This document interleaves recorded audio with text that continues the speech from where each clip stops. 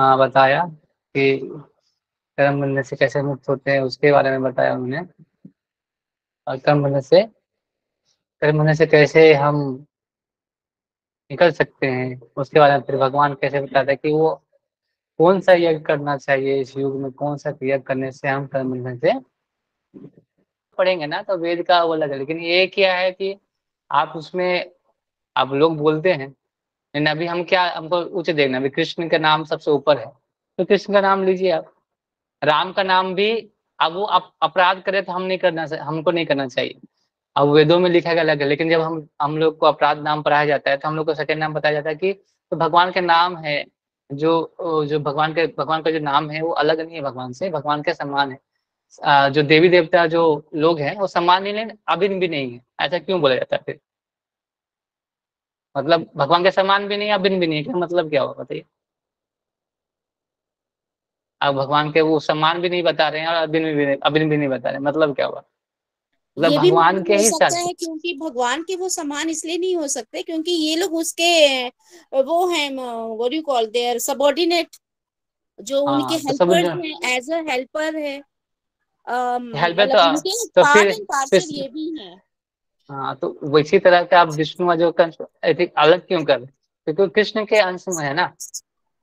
तो हम लेकिन भी भगवान के इसका अंश, मतलब भगवान क्या के क्या समान। विष्णु और राम भी डेमीगॉड्स में आ गए? नहीं, डेमीगॉड का तो मैं बोला नहीं ना। नहीं नहीं, अभी आपने बोला ना कि जो बाकी जो देवता है और भगवान है वो उनके वो है, तो मैंने उनको बोला कि वो तो सबॉर्डिनेट्स हो गए, वो तो सपोर्ट करने के तो लिए आ गए। देखिए, देवता तो चेंज होते रहते हैं, उनके पोस्ट के नाम है देवता। जी जी जी, तो हाँ। देवता तो पोस्ट है। अब भगवान जो विष्णु है, कभी चेंज थोड़ी होता है कि कोई और विष्णु बन जाता है। आज वो ब्रह्मा जी भी भी चेंज चेंज हो हो सकते जाते हैं। हैं। हाँ लेकिन वो तो नहीं बन सकते ना भगवान। लेकिन भगवान तो वही है, जो अंश रूप में विष्णु है, तो वो विष्णु कभी चेंज नहीं होता कि कोई और विष्णु बन सकता है। नहीं। भगवान के अंश ही आएंगे। तो अलग है ना वो, कि भगवान ही के ही अंश है। और देवता अलग हैं, क्योंकि जैसे जैसे आप देखते हैं गवर्नमेंट चेंज होता है, मतलब ये प्रधानमंत्री का अलग है, ये हम इसलिए रहे हैं क्या समझ में आए। गवर्नमेंट चेंज है तो उसमें चेंज हो सकता है, जो मंत्री कभी चेंज हो सकता है, लेकिन कभी प्रधानमंत्री कभी 4 5 साल 10 साल भी रहता है कि नहीं, वो चेंज नहीं होता कभी। मतलब मैं यहाँ पे चेंज होता है 10 15 साल के बाद, मैं ऐसे उदाहरण दे रहा हूँ। पर भगवान का जो रूप है, जो भगवान कृष्ण है, तो वो चेंज थोड़ी होते कि कोई दूसरा अगले जन्म में वो कृष्ण के जैसा हो जाए तो कृष्ण बनेगा। ऐसा नहीं होता। भगवान भगवान है। और ये सभी इसको अलग इसलिए करते हैं कि देवता अलग है, पोस्ट के मात्र है। तो विष्णु यहाँ पे वेदों में भगवान कृष्ण को ही विष्णु के रूप में बोला गया है, इसीलिए उनको वेदों में विष्णु के रूप में, यज्ञ के रूप में विष्णु इसलिए बोला जाता है। अब जो श्लोक पढ़ेंगे तो भगवान कृष्ण ही विष्णु के रूप में आते हैं ना, तो भगवान को ही बोला जाता है। अब नाम में जाएंगे तो नाम का उसका मतलब है गुणों के अनुसार होता है। तो विष्णु के जो जो गुण है अलग है, बोला जाता है ना, उनके जो गुण है। हाँ जी। जैसे सब 64, जैसे कृष्ण में 64 है, श्री राम जी में 62 है। तो उसमें अलग अलग है ना, तो फिर 64 और 62 कैसे हैं? तो वो भी भगवान है।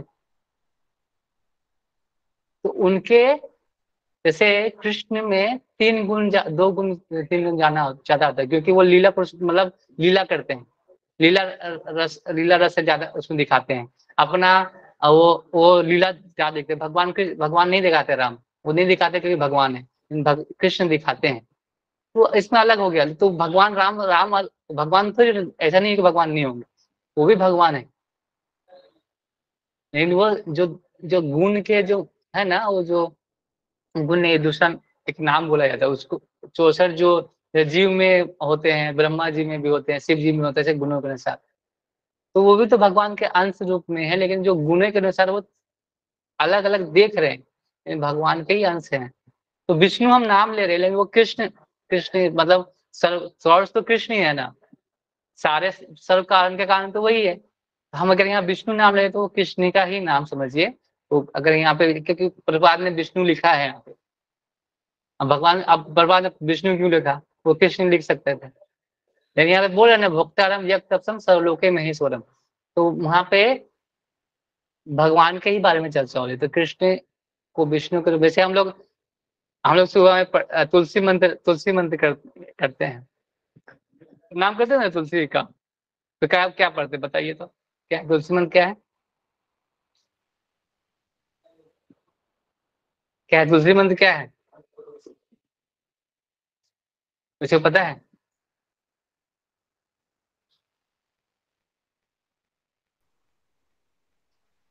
वृंदाय तुलसी देवाय प्रियाय केशवच्च। बस। हाँ, विष्णु भक्ति प्रिय देवी पदे सत्वते देवी नमो नमः। सत्यवते नमो नमः। हाँ, विष्णु भक्ति क्यों बोल रहे थे? वहाँ पर कृष्ण भक्ति हम करें ना, विष्णु भक्ति क्यों लिखे यहाँ पे उधर? इसका मतलब क्या है फिर? वो विष्णु प्रिय है, हाँ, मतलब वो तो विष्णु जी के विष्णु। हाँ, मतलब तो हम वो हुआ था ना जो मतलब विष्णु जी ने उनको जलंधर छत से, जलंधर वाला। हाँ, तो हाँ लेकिन वो तो। जलंधर वाला। हाँ, तो वो तो कृष्ण भी तो आप तो कृष्ण क्या है तो फिर? विष्णु किसे कृष्ण है तो कृष्ण के विष्णु है पैदाई से। कृष्ण ही विष्णु है। हाँ, तो कृष्ण विष्णु है तो फिर अलग कैसे हुए? तो नहीं हम अलग यहाँ पे नहीं यज्ञ में हुए, हैं। नहीं हाँ, तो हुए। यज्ञ में हम ये विष्णु बोल रहे इसीलिए हैं। मैंने प्रभु मैं वो कितने दिनों से ये डाउट था कि ये हाँ बार हाँ। बार बोला जाता है कि हम्म। 1000 बार आप विष्णु का नाम लीजिए, 3 बार आप राम जी का नाम लीजिए, फिर 3 बार आप हम्म, नाम लीजिए राम जी का और 1 बार कृष्ण जी का। तो ये डिफरेंशिएट क्यों किया जा रहा है? तीनों ये तो नामों में गलत है ना। डिफरेंशिएट क्यों है? ये तो यही तो अपराध। जैसे हम लोग अपराध नाम पढ़ते हैं ना, ये भी गलत है, डिफ्रेंशिएट नहीं करना चाहिए। क्योंकि भगवान का नाम सब हम। अब कोई भक्त है, राम भक्त, अब उसको अच्छा नहीं लगेगा कि हम बोलेंगे कि नहीं, आपका नाम मेरे से श्रेष्ठ है, मतलब विष्णु का नाम श्रेष्ठ है, तो उनको अच्छा नहीं लगेगा। अब बोला जाता है कि राधा नाम सबसे श्रेष्ठ है, कृष्ण से भी सर्वश्रेष्ठ है, तो ठीक है, लेकिन फाइनली हमको क्या करना है? हमको कृष्ण कृष्ण सारे सोर्सों के हैं, सोर्स हैं, सभी सब का कारण के कारण वही है। हमको ये देखना चाहिए। अब नाम नाम तो लेना है ना, हम भगवान का नाम लेना है, विष्णु कृष्ण तो सब भगवान के ही अंश रूप में है। तो लेकिन हमें हमें किसका नाम लेना है? ये हमको ये ज्यादा क्या करना चाहिए, इसमें घुसना नहीं चाहिए। क्या है, ज्यादा डिटेल में घुसेंगे ना तो हम फिर उसका वेदों फिर वो दूसरा चला जाता है, तो उसको छोड़ देते हैं। हम इसमें ज्यादा जाते नहीं है। हम इतना जानते हैं कि हाँ, भोक्ताम यज्ञ तत्सम सब लोग के महेश्वर कृष्ण कृष्ण विष्णु जो है, जो भी है, वो सारे यज्ञों के फलों के भोक्ता हैं। तो अगर हम कुछ भी आहुति डालते हैं भगवान को जाता है, अगर हम वो डालेंगे तो। अगर हम देवताओं को भी देते हैं तो पहले हम क्या देते हैं, देखते हैं विष्णु का हम, अगर विष्णु का क्या करते हैं, सत्यनारायण करके पूजा होती है घरों में, तो विष्णु की कथा सुनते हैं। तो भगवान भगवान वो अंश रूप में भगवान विस्तार करे, महाविष्णु के रूप में, गर्भोदक्षाय विष्णु के रूप में वो यहाँ पे इस जगत में भी आते हैं। इसीलिए विष्णु वो जो, अगर हम यज्ञ कर रहे हैं मान लो इस जगत में, हम कोई विष्णु को समर्पित कर रहे हैं, तो फाइनली वो भगवान के पास जा रहा है। अगर देखो हम एक बात बताते हैं, अगर आपको मुक्ति चाहिए, तो देवता जो ये जो ब्रह्मांड के जो लोक है ना, ये लोक छोड़ के आप जो आध्यात्मिक लोग कोई भी लोक में जाएंगे, तो आपको वही आनंद, मतलब वही आपको मुक्ति प्राप्त हो जाएगी। आपको कुछ जगह जैसे जितने भी आध्यात्मिक क्षेत्र, आध्यात्मिक धाम धाम है, आप कोई भी धाम में जाएंगे, आपकी मुक्ति निश्चित है। बस ये ब्रह्मांड छोड़ के, ब्रह्मांड में कोई भी लोक में जाएंगे तो वापस आना पड़ेगा। इस ब्रह्मांड से बाद जो आध्यात्मिक लोक में कोई भी लोक में जाएंगे, तो आप उस लोक में रह सकते हैं, कोई ब्रह्म ज्योति को छोड़ के। ब्रह्म ज्योति से ऊपर जो जितने धाम है ना, सब धाम में आपको उतने ही आनंद प्राप्त होगा, लेकिन जो रस होगा वो अलग होगा। जो भक्ति में जो रस है ना वो अलग होगा, लेकिन वो मुक्ति आपको प्राप्त हो जाएगा। फिर से जन्म मृत्यु में नहीं फंसना पड़ेगा। वो आध्यात्मिक लोक में जाएंगे तो, ये बोल रहा हूँ मैं। लेकिन सबसे सर्वोत्तम जैसे होता है ना कि 5 स्टार होटल है, 7 स्टार होटल भी होगा, तो 5 स्टार बहुत सारे थे, एक 7 स्टार होटल बहुत बड़ा है, तो उस वो उसमें जाना है तो उसी तक गोलक वृंदावन है ना, सारे धामों से ऊपर है, क्योंकि वहाँ रस अलग है, सारे रसों से ऊपर सर्वश्रेष्ठ है। लेकिन वो जो आध्यात्मिक जगत में जितने भी लोग हैं ना, वो ऐसा नहीं है कि वो अलग अलग हैं, उसमें उसमें भक्ति नहीं है, उस जो उसमें कोई कोई आनंद नहीं है, उसमें भी आनंद है। तो जितने भी लोग हैं, देवता लोग को छोड़ के जितने भी आध्यात्मिक लोग हैं, उसमें जाइए, आपकी मुक्ति हो गई, आपको जन्म मृत्यु में फिर से नहीं आना पड़ेगा। क्या है? अब नरसिंह देव की अगर आप करते हैं, आप आराध्य देव हैं, तो वहां पे भी लोग हैं, तो वहां भी जाएंगे तो आपको वहां पे भगवान आपको मुक्ति निश्चित है, आपको फिर से आना नहीं पड़ेगा। ऐसा नहीं कि साकेत धाम भी है राम जी का, तो वहां भी जाएंगे तो आपको भी मुक्ति निश्चित है। लेकिन वो जो देवताओं का लोक नहीं होना चाहिए, आध्यात्मिक लोक होना चाहिए कि देवताओं का लोक ब्रह्मांड में ही है, इसी ब्रह्मांड में अलग अलग ब्रह्मांड देवता हैं, तो वो स्वर्ग लोक में से वापस आना पड़ेगा, क्योंकि देवता है हम ही लोग में से कोई बनता है जीव जो बहुत ज्यादा पुण्य करता है, वो देवताओं की कैटेगरी में आता है, तो आप भी देवता बन सकते हैं। अगले जो इंद्र होंगे बलि महाराज होंगे, जो बलि महाराज सुतल लोक में है, जो वो क्या अगले जो बलि महाराज इंद्र होंगे, अब जो इंद्र का पोस्ट है वो कहाँ जाएगा फिर, वो जैसा उसने कर्म किया पुण्य कमाया होगा उससे फिर से उसको उस जगत में आना पड़ेगा। सिर्फ एक यही लोक है जिसे डायरेक्ट हम वो लोग जा सकते हैं, यही लोक, और कोई लोक नहीं, क्योंकि हर लोक में इतना आनंद है कि आपको दूसरा कुछ समझ नहीं आएगा। वो भी भक्त हैं लेकिन मिश्रित भक्त, जैसे देवता भी भक्त हैं लेकिन मिश्रित भक्त हैं, वो भोग भी चाहते हैं थोड़ा और थोड़ा भगवान की भक्ति करना चाहते हैं, तो भगवान दोनों देते हैं उसको, भोगेश्वर दिए हैं, सर्वलोक दिया है, सब थोड़ा भक्ति करते हैं भगवान से डर के, तो अपना काम काज करते हैं। जैसे मंत्री लोग होते हैं, प्रधानमंत्री ने उसको क्या क्या दिया है, दे दिया है उसको पावर, वो अपना भोग भी थोड़ा कर रहा है तो सेवा भी कर देता है, तो उसी प्रकार ये भी लोग ऐसा है, तो देवता पोस्ट है, कोई ऐसा कुछ है, ऐसा है नहीं है कि हम उसके लोक में पाकर हम सुख प्राप्त कर सकते हैं। यहाँ पे बार बार मतलब लिखते हैं प्रपात बार बार विष्णु, मैं पता और भी कुछ डिटेल होगा तो मैं बताऊंगा क्यों, अगर वो जो नाम वाला है ना मुझे भी क्लियर नहीं है, मगर मतलब मैं पूछ के बताऊंगा। लेकिन ये तो हम डिफ्रेंशिएट कर रहे हैं कि नाम का अगर हम एजेक्ट कर रहे हैं, मेरे तरफ से ऐसा डिफ्रेंशिएट नहीं करना चाहिए कि भगवान का ही रूपों की वर्णन करें तो हम डिफ्रेंशिएट क्यों करें, लेकिन मैं आगे किसी से पूछ के बताऊं अगर कुछ और होगा। हरे कृष्ण। और किसी को सवाल?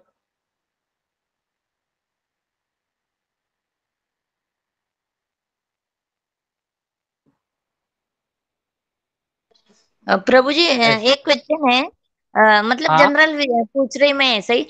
बोलते हाँ हैं, ऐसा बोलते हैं कि एक बार तो भी भागवतम पढ़ना चाहिए। तो हाँ अभी मतलब भागवतम रहता है ना, तो वो जो श्लोक रहता है और उसमें थोड़ा सा ट्रांसलेशन रहता है ना नीचे, हाँ हाँ तो खाली हाँ वही पढ़ा तो चलेगा क्या? डिटेल में तो पढ़ना चाहिए पता है, हाँ लेकिन वो उतना तो नहीं होगा ना पढ़ना पूरा 18-12 अध्याय। तो इसलिए अगर जल्दी पढ़ना है तो खाली ट्रांसलेशन पढ़ सकते हैं क्या वो पूरा? मतलब एक हाँ एक ट्रांसलेशन। एक हाँ ट्रांसलेशन पढ़ना ठीक है, लेकिन क्या होता है ना कि ट्रांसलेशन से बहुत कुछ हमको समझ नहीं आता है, तो थोड़ा अगर अगर टाइम है तो आप तात्पर्य भी पढ़ सकते तो अच्छा होगा। तात्पर्य पढ़ेंगे तो क्या होगा ना, प्रभुपाद ने तो तात्पर्य को बहुत सारे आचार्यों से कमेंट्री करके लिखा है, तो आप अगर हाँ उसको पढ़ेंगे ना तो भागवतम में ऐसा नहीं कि भागवतम आपको पूरा अगर पूरा जिंदगी पढ़ा है आप सोचेंगे पूरा जिंदगी में खत्म करना है, लेकिन अगर हर श्लोक को आप पढ़ेंगे ना, और आप एक श्लोक भी आपके जीवन में अगर उतर गया, आप एक ही श्लोक को अच्छे से तात्पर्य को समझ लिए ना, तो अच्छा भागवतम पूरा आप भागवतम ऐसा नहीं कि भागवतम खत्म करना, ये नहीं सोचना चाहिए। हमको भागवतम में क्या हमको शिक्षा मिल सकता है, भगवान के लिए क्या हम सोच सकते हैं, तो ये जरूरी है। ये नहीं कि ओ, भागवतम पूरा खत्म कर दिए कुछ समझ नहीं आया क्या बोला है, तो अगर हम्म, धीरे धीरे पढ़े कोई दिक्कत नहीं है, लेकिन तात्पर्य पढ़ेंगे तो अच्छा होगा। मेरा जहां तक है क्या कि अच्छा हमें क्या पढ़ रहे हैं हमको पता होना चाहिए ना, क्या कि हाँ प्रभुपाद ने लिखा है इतना रात को जाग जाग ट्रांसलेशन वही किया, तात्पर्य इसीलिए लिखा है। नहीं तो हाँ आपको ऐसे अगर अगर उसका अगर अनुवाद पढ़ना है तो आपको गीता प्रेस में मिल जाएगा। गीता हाँ हाँ प्रेस का जो बुक आता है वो तो दो हाँ बुक में ही आ जाता है आपको, उसको हाँ ट्रांसलेशन आपको अनुवाद पढ़ के आप पढ़ सकते हैं, नहीं तो हाँ वो समझ में नहीं आएगा क्या पढ़ा आपने। हाँ हाँ। उसका वो हम्म। भागवतम में और अपना प्रभुपाद के भागवतम में डिफरेंस है वो। हाँ वही डिफरेंस है ना, तात्पर्य। तात्पर्य हाँ प्रभुपाद ने इतना लिखा है इसीलिए कि हमें समझ में आए कि क्या बोल रहे हैं।